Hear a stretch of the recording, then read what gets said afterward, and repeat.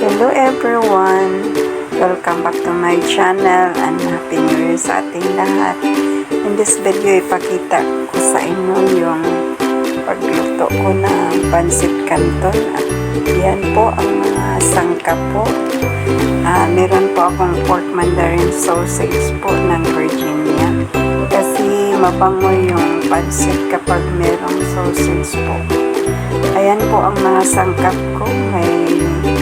May lamas na po. May pancit canton. Ayan. Pancit canton. May carrots. May bagyo beans. May pork tayo na konti.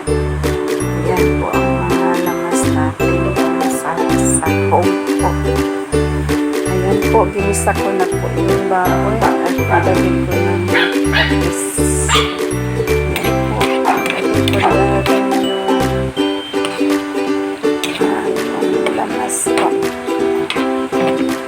Yan. Hanggang maluto ko yung konti yung baboy natin. Nilagay ko na yung pork sausage ko ng Virginia. Mabango po ito. Ayan po. Mix ko na po. At yan, nilagay ko na po yung carrots. Then, sunod po natin yung bagyo beans po. Tsaka, haluin na po natin. Ayan po. Ang dami pong sahog ng pancit ko po. Ayan po, nilagyan ko na ng tubig at kumulo na po. Kumulo-kulo na po. Nilagyan ko din ng magic syrup para lalong sumarap po. Ayan po, nilagyan ko na ng cabbage.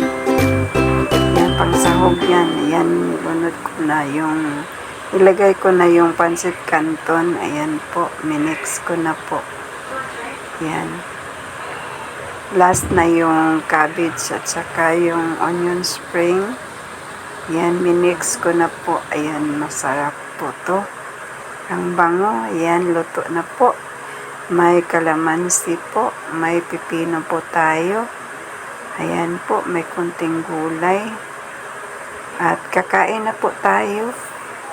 Salamat sa inyong panonood. God bless everyone.